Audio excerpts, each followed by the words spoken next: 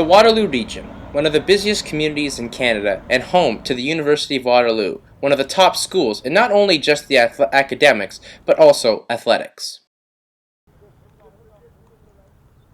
School's top athletic program would be their football team, who won the coveted Yates Cup back in 1997 and 1999.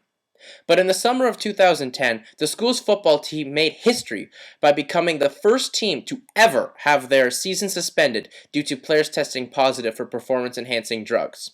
While the scandal affected every player on the team, it hit linebacker Reid Nicholson the most. Nicholson, who grew up in the region playing football for the likes of the Waterloo Predators, had plenty of inspirations inside his own family to keep him motivated to play. It started out with my dad. He played football all through up until high school, and so he kind of set the way for me and my brother. And then my brother's also been an inspiration. Kind of followed him through the ranks, so it's given me work ethic.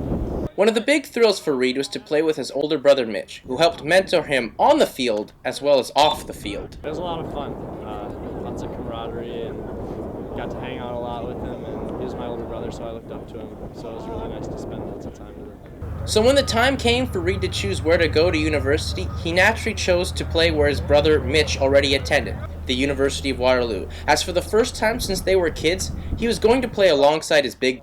I was looking forward to again playing with my brother after all these years of following him and not actually being on his team.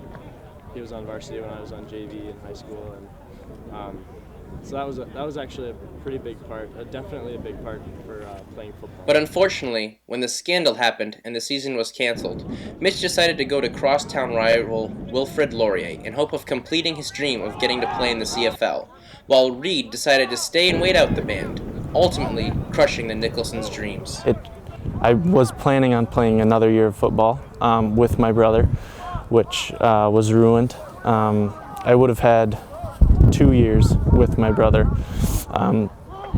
which would have been really great, but both of those years that was ruined. Yeah, for a long time it was shock and then anger at the situation, just because now it looked like my brother had to leave the school and play somewhere else. And so I wasn't able to play with him, and that was a big letdown. The dream to play at a big level was not just the dream of the brothers, but of their dad, Dave Nicholson, who will go down in the Waterloo region as a hero due to his courageous efforts to save a drowning boy from the Park Hill Dam. Dave would be proud to see how his boys turned out, as in the short time they had with him, they learned so much from him. Proud of us, for sure. I know he would have been at every game he could have possibly been at, rooting for both of us regardless of what team we were on, and